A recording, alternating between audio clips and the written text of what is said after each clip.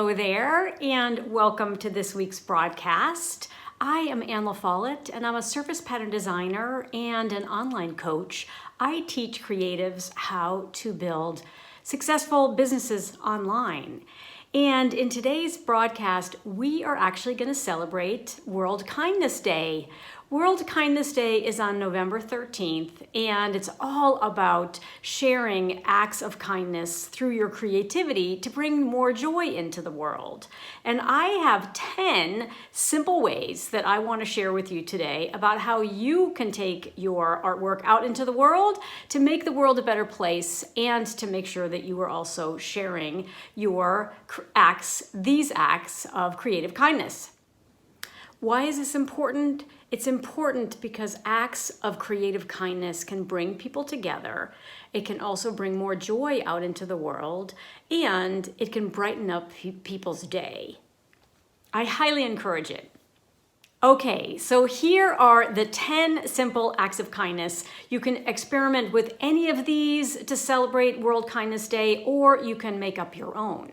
But here you go. Number 1 is mail your art. This can be really, really fun. You can buy a postcard stock and then create a piece of artwork and just glue it on top of it and then pop it in the mail to someone, and they will be so incredibly thrilled when they receive it. So you should definitely give that a try. Number 2 is plan an artist date. One of my favorite books, and I've talked about this book before, is Julia Cameron's The Artist Way. And she has 2 fundamental parts of her creative practice. One is morning pages, which is essentially journaling, and the other is going on an artist date. Now, if you've read the book, you know that she recommends that you take yourself on an artist date all by your lonesome in order to be able to really fill your creativity back up and not be distracted by your friends or someone that you're going with. However, in this particular case, because we are actually celebrating World Kindness Day, you should take a friend, make a date, take a friend, go to a museum or an exhibit near you, and enjoy the artist date together with your friends. Number 3 is clean up your act. And the reason I put this one on the list is because I actually do think that there's a bit of a stereotype about the fact that artists are messy. I don't think that artists are messy per se. I think that we just have a lot of equipment, we have a lot of tools, we have a lot of supplies, and they do take up space. So I think it is helpful to periodically clean up your space. I'm more on the neatnik side of the scale. However, sometimes it's been a while since I cleaned up the kitchen table, and you guys know I'm a kitchen table artist. I do not have a studio space, and it's helpful periodically for me to sort of clear my own mind by cleaning up my space, and so that is what I recommend that you guys give a try. Number 4 is gift your art. And what I mean by this is I teach surface pattern design, and one of the things that I teach is how to put your beautiful designs onto mugs and journals and your own wrapping paper. These are very approachable gifts and very approachable everyday items that everyone would love to receive. So if you want to create beautiful patterns and then put them on a mug or a notebook or some journals, you can gift that to your friends and get your art out into the world. And you can even wrap them in your own wrapping paper to make it extra special. So I highly recommend it. It's a wonderful way to bring joy into the world, to actually let your friends and neighbors know that you are in fact an artist, and to get your art into a new home where it will bring much, much joy. Number 5 is to arrange a creative rendezvous. And what I mean by that is call up a bunch of your friends and say, let's come on over together and either do a puzzle this afternoon, or just have tea and do some watercolor work together, or write a haiku. You could do that as a really fun rendezvous. Anything really where everyone can do something creative together and you can be in community, because being in community while you're creating is super important and brings just that much more joy to you and your friends and creates a beautiful memory together. Number 6 is expand your knowledge. And what I mean by that is look in your local paper, or just Google art exhibits near you, or a lecture, or something new that's happening in the art scene in your area.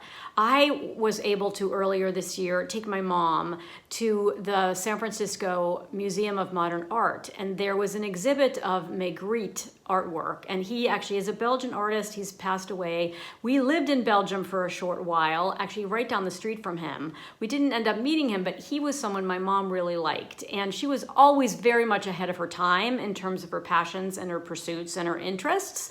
So we were able to go to this exhibit in San Francisco. And one of the things that's really interesting about art exhibits these days is they're changing a lot and they're becoming much more interactive. And so at this particular exhibit, you could actually go into sort of a mock-up of some of his paintings. And we went with a friend of mine. I took my mom, and then this friend of mine also came, and we took pictures of each other, which I posted on my blog. But I'll also show you a couple of them right here because they're absolutely adorable. I had a great time talking to my mom. You can see how interactive we are and how passionate I am talking to her about the exhibit itself. And then you can see these really adorable pictures of the two of us inside Marguerite's paintings. Number 7 is to support artists in your local area. And there are a couple different ways that you can do this. You can also just Google local artists to find out who is new on the scene, or even artists that you didn't know lived in your local area. If you have open studios, participate in those, because that's where you can actually just go from house to house or garage to garage to see local artists in your area who are opening up their studio space to show you what they do. You can also go to an open mic, or one of my current favorite things to do is actually, when I'm at the farmer's market, is to look around to see if there actually is a typewriter poet. Typewriter poets are popping up in craft fairs as well as at local farmers markets. And there's one who I have linked to in my blog post, whose name is Writing Allison. And she's absolutely brilliant. And you basically sit down with her for 20 minutes, tell her what type of a poem you would like or about whom you want that poem written. And then after she talks to you for 20 minutes, she creates the most amazing poem on the fly that she then types up on her typewriter and she gives you a copy. It's the most brilliant thing. So try to find a typewriter poet near you. Number 8 is make a sculpture. I don't know if you, when you're periodically walking around, see these beautiful, they're called Karen sculptures, where someone's just taken a bunch of rocks and they've basically placed them on top of each other, and they've created a really pretty sculpture. Well, you can do that too. So the next time you're out on a walk, and if you're in a place where there are large enough rocks for you to do this with, take a minute to create a beautiful sculpture. Everyone who walks by will notice it. It will bring a smile to their face. And it's a great way for you to celebrate World Kindness Day. So give that a try. Number 9 is teach an art class. Offer to teach a free class at your local library, your community center, or in a classroom if you have children who are still actually in school and are at the age where they don't have any art classes anymore. Offer to teach one and either go in there and do a whole series, or just go in on a one-off basis and do something really fun to bring art back into the classroom. And then finally, number 10 is share a book. I am currently rereading, or actually I'm listening to it on audio tape, the most fabulous book called Wabi Sabi. And it's basically the Japanese wisdom for a perfectly imperfect life. And it's by Beth Kempton. And the story is amazing. It is snippets of her experience living in Japan and her exploration and discovery of what wabi-sabi actually is. And wabi-sabi is very much more complicated than I can explain in this little snippet. But if you want to read a book that is both very, it's just beautifully written, and she actually does the audio tape version and has a beautiful British accent, so you could get the audio version as well. But it's wonderful because it's not only full of sort of her wisdom, but also she has a lot of exercises that she asks you to do at the end of each chapter, and it's really a delight. So those are the 10 simple acts of kindness that you can pick from or make up your own as we celebrate this World Kindness Day together. As I always like to say in closing, I am Anne Follett, and it's never too late to create. Don't forget to hit that subscribe button, and I will see you again next week. Bye for now.